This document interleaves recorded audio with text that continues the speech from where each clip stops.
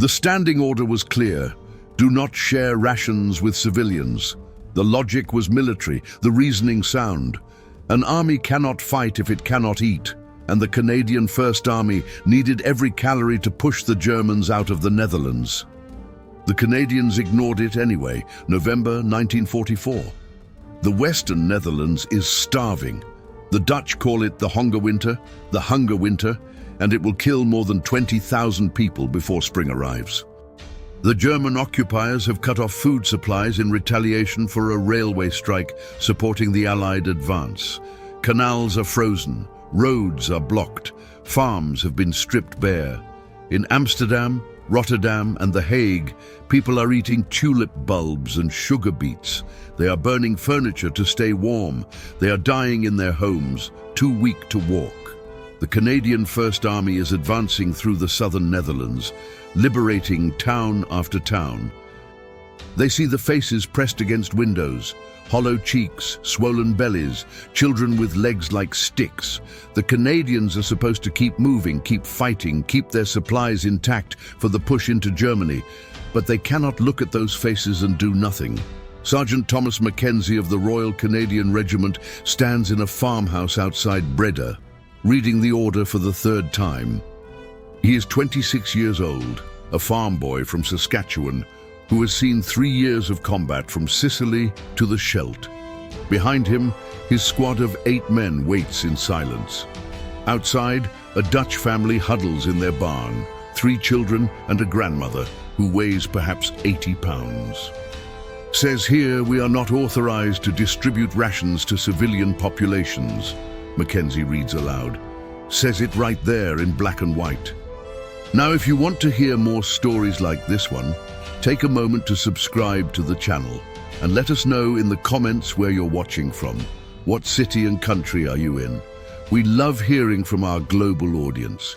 Now back to that farmhouse outside Breda where Sergeant Mackenzie is about to make a decision that will define what it means to be Canadian. Private James Whitehorse, a Cree soldier from Alberta, speaks first. Sergeant, that grandmother out there weighs less than my rucksack. I can read, Whitehorse. Just making an observation, Sergeant. Mackenzie folds the order and puts it in his pocket. He looks at his men. These are not soft soldiers. They have fought through the Hitler line in Italy. They have waded through the mud and blood of the Scheldt estuary. They have seen their friends torn apart by German 88mm guns. They are hard men made harder by war. But they are also the sons of a country that was built by sharing, by barn raisings and communal harvests, by neighbors helping neighbors through prairie winters and maritime storms. That is in their bones, deeper than any military order. Here is what we're going to do, Mackenzie says. We are going to inventory our supplies very carefully, and we are going to discover that we have made some calculation errors. Significant calculation errors. Corporal Danny Sullivan grins. He is from Cape Breton with the accent to prove it. Terrible at math we are. The worst, Mackenzie agrees. Now get those ration crates open. This moment is happening in dozens of Canadian units across the liberated Netherlands. It is not official policy. It is not authorized. It is certainly not ordered. But it is happening because the alternative is unthinkable. The Canadian First Army that arrived in the Netherlands in September 1944 was not expected to be there at all. The original plan had the British advancing through Belgium into Germany, while the Canadians mopped up, bypassed German positions along the French coast. But the port of Antwerp could not be opened without clearing the Scheldt estuary, and that nightmare task fell to the Canadians. The Battle of the Scheldt was 37 days of some of the worst fighting of the entire war. Flooded polders, fortified islands, German paratroopers dug into positions they had spent 4 years preparing. The Canadians fought through it all, suffering more than 6,000 casualties to open the vital supply port. By November, they were exhausted. They were also furious. The Scheldt had cost them dearly, and now they were advancing into a country that was starving to death. The Dutch welcomed them as liberators, but liberation meant nothing if you were dead from hunger. The German forces had retreated to a defensive line called the Grebbe Line, leaving the Western Netherlands isolated and cut off. The hunger winter had begun. The Canadian soldiers understood hunger in a way that British or American troops might not. Many of them had grown up during the Great Depression. They remembered empty cupboards and watered-down soup. They remembered their mothers dividing one chicken among 8 people. They remembered what it meant to be hungry. But this was different. This was starvation as a weapon of war. The German authorities in the occupied Netherlands had implemented the hunger policy deliberately. After the Dutch railway workers went on strike in September to support Operation Market Garden, the Germans retaliated by cutting off all food shipments to the western provinces. Farms were stripped, livestock was confiscated, even fishing was forbidden. By November, the official ration in Amsterdam had dropped to 400 calories per day. By January, it would fall to 280. People were dying at a rate of dozens per day in every major city. The Canadian advance had stalled along the Maas River. The strategic priority was to clear the eastern Netherlands and prepare for the push into Germany. The western provinces would have to wait. The logic was sound from a military perspective. Every day the war continued, more people died on both sides.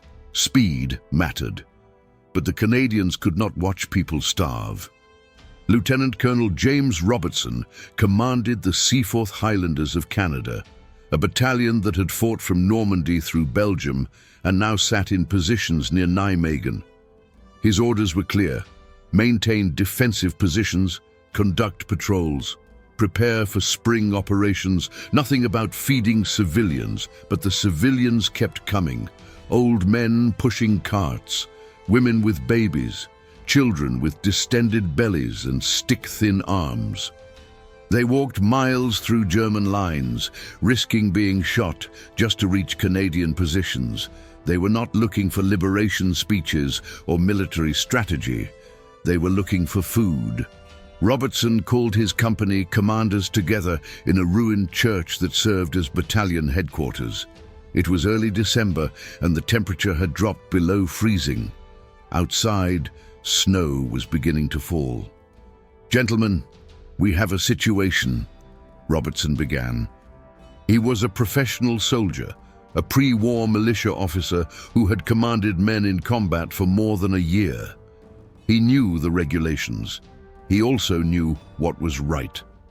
The standing order regarding civilian rations is clear. We are not to distribute military supplies to non-combatants. The reasoning is sound. We need every ounce of food to maintain combat effectiveness.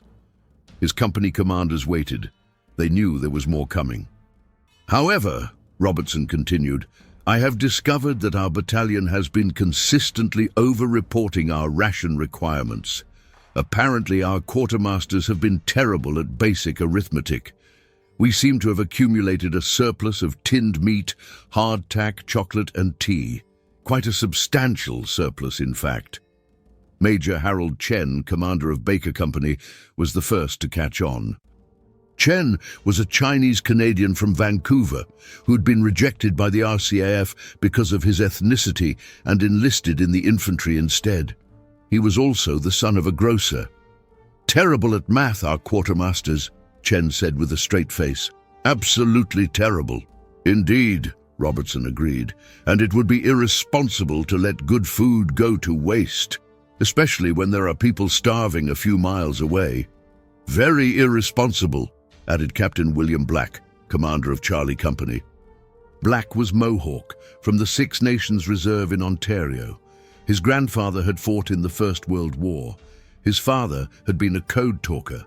Black himself had earned a military cross in Italy. "So here is what we are going to do," Robertson said. "We are going to establish civilian feeding stations at each company position, small scale, quiet, nothing that would attract attention from higher headquarters. We will feed whoever comes, women, children, elderly. we will feed them. And when brigade asks where our surplus rations came from, Chen asked, we will tell them we overestimated our requirements and our men are excellent at making do with less. Which is true. Prairie boys and maritime fishermen can live on hardtack and grit. This conversation was happening in every Canadian unit along the front line, not because of orders, not because of policy, because the alternative was watching people die. The German propaganda machine had spent years telling the Dutch population what to expect from Allied soldiers, especially Canadian soldiers. The Canadians, they said, were barely civilized. Their army included savages from the wilderness, Indians and half-breeds who scalped prisoners. They would loot homes and assault women. They would take everything and leave nothing. The Dutch civilians who walked through German lines to reach Canadian positions expected monsters. They found men sharing their lunch. Private Sarah Chen was a nurse with No. 15 Canadian General Hospital, part of the Royal Canadian Army Medical Corps. She was Harold Chen's younger sister, and like her brother, she had enlisted despite the racism that told her she did not belong. She was stationed near Nijmegen, treating Canadian wounded. But increasingly, Dutch civilians were showing up at the hospital. We are not authorized to treat civilians, the chief medical officer told her. Our supplies are for military personnel only. Chen looked at the 8-year-old girl in front of her. The child weighed perhaps 40 pounds. Her hair was falling out. Her teeth were loose from scurvy. She had walked 6 miles with her mother to reach the hospital. Sir, she has pneumonia. She will die without treatment. That is not our problem, Lieutenant. Chen drew herself to her full 5 feet 2 inches. With respect, sir, it is absolutely our problem. We did not come here to watch children die. She treated the child, she treated the next one, and the one after that. Within a week, the hospital had established an unofficial civilian clinic. The chief medical officer stopped asking questions, the medical supplies continued to flow, and children stopped dying. This was happening everywhere the Canadians went. Sergeant Thomas Mackenzie's squad set up a feeding station in the barn outside Breda. Every morning, Dutch civilians would arrive. Mackenzie would send 2 men on patrol, ostensibly to scout German positions, while the rest distributed food, tinned beef, hardtack, chocolate bars, tea. The first day, 20 people came. The second day, 40. By the end of the week, more than 100 people were making the dangerous journey to the Canadian lines. We cannot keep this up, Corporal Sullivan said. We are going through our supplies too fast. Then we will eat less, Mackenzie replied. We are soldiers. We can handle being hungry. These people are dying. Private Whitehorse had a different solution. He had been writing letters home to his reserve in Alberta, describing the situation. His family had organized a collection drive. Within 3 weeks, care packages started arriving from Canada, not just from Whitehorse's reserve, from farms and towns across the prairies, tinned salmon from British Columbia, dried beef from Alberta, maple syrup from Quebec, oatmeal from Ontario. Canadians at home were feeding Canadians at war who were feeding the Dutch. The military authorities knew what was happening. Brigade commanders knew, division commanders knew, corps commanders knew. They could read the supply reports. They could see the discrepancies. They could hear the reports from Dutch civilians about Canadian kindness. They chose to look the other way. General Harry Crerar commanded the Canadian First Army. He was a professional soldier, a stickler for regulations, a man who had spent his entire career in the military. He should have been furious about the unauthorized distribution of military supplies. Instead, he authorized a formal investigation into calculation errors in quartermaster reports. The investigation concluded that Canadian quartermasters had been consistently overestimating ration requirements by approximately 15 to 20%. The investigation recommended improved training in basic mathematics. The investigation changed nothing. The errors continued. By December, The feeding operations had become semi-official. Company commanders were openly establishing civilian feeding stations. Medical units were treating Dutch civilians alongside Canadian wounded. Engineers were repairing civilian infrastructure between military tasks. The Germans noticed. They increased patrols. They set up ambushes along the routes Dutch civilians used to reach Canadian lines. They started shooting civilians caught carrying food. The Canadians responded by sending armed escorts. Squads of infantry would accompany civilians back through German lines, daring the enemy to attack. Sometimes the Germans did. Brief, vicious firefights would erupt in the frozen countryside. The Canadians always won. They were motivated by something more powerful than military discipline. They were protecting the people they had chosen to feed. In Amsterdam, the situation was growing desperate. The city was deep in German-held territory, far from Canadian lines. The death toll was rising toward 100 people per day. Families were burning their furniture, their books, even their wooden shoes to stay warm. People were eating wallpaper paste and nettle soup. But word was spreading. The Canadians have food. The Canadians are sharing. The Canadians care. Dutch resistance fighters began making the dangerous journey south to Canadian lines, not for weapons or intelligence, but for food. They would load up backpacks and bicycle panniers with whatever the Canadians could spare, then make the journey back north through German checkpoints and patrols. It was insanely dangerous. Many were caught, some were shot, but enough made it through to make a difference. Corporal Antoine Levesque of the Royal 22nd Regiment, the famous Vendeuse from Quebec, became a key figure in this underground food network. Levesque spoke French, and many Dutch civilians spoke enough French to communicate. He organized a system where resistance fighters would arrive at his position after dark, load up with supplies, and disappear back into German territory. "You know, if brigade finds out about this, they will have your head," warned his platoon commander. "Then they will have to court-martial me in French," Levesque replied. "I am feeding people who are starving. If that is a crime, then I am happy to be a criminal." The operation continued. Hundreds of pounds of food flowed north through this network. It was not enough to feed a city, but it was enough to keep hope alive. Christmas 1944 arrived with brutal cold and no end to the war in sight. The German counter-offensive in the Ardennes, the Battle of the Bulge, had drawn Allied attention south. The Canadian advance had stalled completely. The hunger winter was getting worse, but the Canadians were determined to do something special. At Sergeant Mackenzie's position outside Breda, the squad held a Christmas dinner for Dutch civilians. They pooled their rations, their care packages from home, everything they had. Turkey from tins. Potatoes from the local farms that the Dutch had been too weak to harvest. Gravy made from beef stock. Hardtack crumbled and fried to make something resembling stuffing. It was not a feast by any measure, but it was hot food, served on real plates in a warm barn.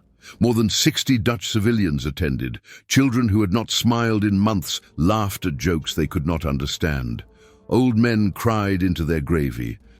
Women hugged soldiers who spoke no Dutch and understood no Dutch, but communicated perfectly through the universal language of kindness. Private Whitehorse played a drum he had improvised from a wooden crate and leather. The rhythm was Cree, foreign to the Dutch ears, but somehow perfect for the moment. Corporal Sullivan sang a Cape Breton folk song in a clear tenor voice. Mackenzie read a prayer in English that a Dutch minister translated into Dutch. They were enemies of Germany. They were allies of the Dutch, but in that moment they were simply human beings sharing a meal in the middle of a war that had tried to strip away their humanity. Similar scenes played out across the Canadian lines. The Seaforth Highlanders held a Christmas service that drew more than 100 Dutch civilians. The Royal Canadian Regiment organized a children's party with chocolate and toffee sent from home. The Princess Patricia's Canadian Light Infantry shared their rum ration with Dutch elders who had not tasted alcohol in years. None of it was authorized. All of it happened anyway. In January 1945, the cold intensified. The thermometer dropped to -15 degrees Celsius. The canals froze solid. The death toll in the Western Netherlands climbed toward its peak. The hunger winter was at its worst. The Canadians cut their own rations and shared more. Lieutenant Colonel Robertson's Seaforth Highlanders were now feeding more than 300 civilians per day. His men were eating half rations. They were losing weight. They were weaker. But they kept sharing. "We need to scale this back," his second-in-command urged. "The men are suffering." Robertson shook his head. "Have you seen the civilians? They are suffering more. We can handle being hungry. We are soldiers. What if we need to fight? What if the Germans counterattack? Then we will fight hungry. We have done it before." The German forces in the Netherlands were themselves growing desperate. Cut off from supplies, facing overwhelming Allied superiority, they knew the war was lost. But they continued to hold the western provinces. They continued to enforce the hunger blockade. They continued to shoot civilians caught carrying food, and the Canadians continued to feed them anyway. By February, the unofficial feeding program had grown into something resembling an organized operation. Medical officers were treating thousands of Dutch civilians. Engineers were repairing water systems and bridges. Supply officers were finding extra rations through increasingly creative accounting. Chaplains were holding joint services in Dutch and English. Teachers were running makeshift schools for Dutch children. The Canadian First Army was not just fighting a war. They were building a relationship that would last generations. In early March, Private James Whitehorse was killed by a German sniper while escorting a group of Dutch civilians back through the lines. He was 23 years old. He had survived Sicily, Italy, Normandy, and the Scheldt. He died protecting a grandmother and 2 children who were carrying food back to their family in German-held territory. At his funeral, more than 200 Dutch civilians attended. They stood in the cold, many of them wearing the coats and blankets that Canadian soldiers had given them. They sang hymns in Dutch while the Canadians stood at attention. When the service ended, an old Dutch man approached Sergeant Mackenzie. "We will remember him," the man said in halting English. "We will remember all of you." The spring of 1945 brought the end of the hunger winter and the end of the war. In April, the Canadian First Army launched its final offensive into the Netherlands. Town after town was liberated. The German forces collapsed. On May 4th, the Germans in the Netherlands surrendered. But even before the surrender, the Canadians had begun Operation Manna, the official airdrop of food supplies to the starving Dutch population. Lancaster bombers that had been dropping bombs for years now dropped food. Tens of thousands of tons of supplies rained down on Amsterdam, Rotterdam, and The Hague. It was magnificent. It was necessary. It was too late for the 20,000 Dutch civilians who had already died. But it was not too late for the thousands who had survived, because Canadian soldiers had chosen to ignore orders and share their rations anyway. The liberation celebrations in the Netherlands were unlike anything else in Europe.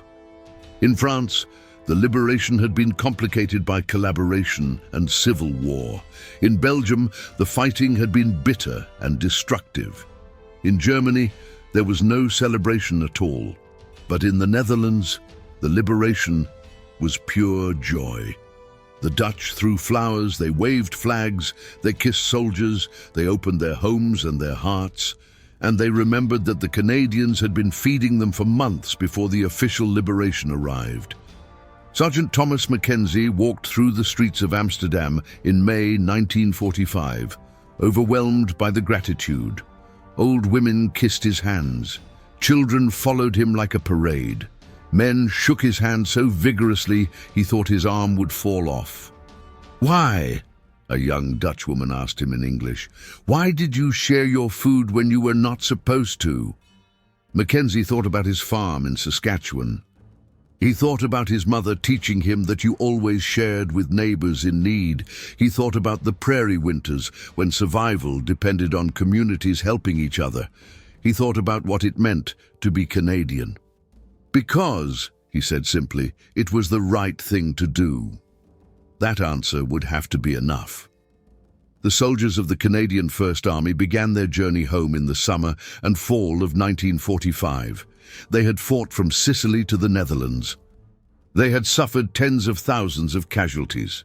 They had earned a reputation as elite shock troops, stormtroopers, the soldiers who could take any objective no matter how difficult. But they would remember themselves not for the battles they won, but for the people they fed. Sergeant Mackenzie returned to his farm in Saskatchewan. He never spoke much about the war. But every year, on the anniversary of the liberation of the Netherlands, he would receive a letter from a Dutch family thanking him for the food he had shared. The letters continued until his death in 1989. Lieutenant Colonel Robertson became a schoolteacher after the war. He taught history, and every year he would tell his students about the hunger winter and the choice his soldiers had made. "We were ordered not to share," he would say. "We shared anyway." That is what it means to be Canadian. Private Sarah Chen returned to Vancouver and became a doctor. She specialized in pediatrics, treating children with the same fierce dedication she had shown in the Netherlands. She lived to be 93 years old. At her funeral, her children discovered a box of letters from Dutch families thanking her for saving their children. Corporal Antoine Levesque went back to Quebec and never left. He worked as a carpenter, building homes for returning veterans. He spoke little about his wartime service, but his family found his medals after his death, including a letter from a Dutch resistance fighter thanking him for the food that had saved dozens of lives. For the Dutch, the memory of Canadian kindness became a foundational part of their national identity. Every year, the Netherlands sends 20,000 tulip bulbs to Ottawa as a gift. Every year, Dutch children learn about the Canadian liberation.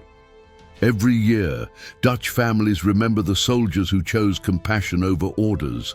In Amsterdam, there is a memorial to the Canadians who died liberating the Netherlands. It lists more than 7,000 names. Dutch schoolchildren visit it on field trips.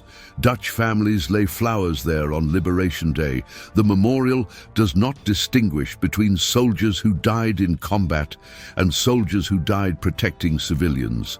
They are all heroes.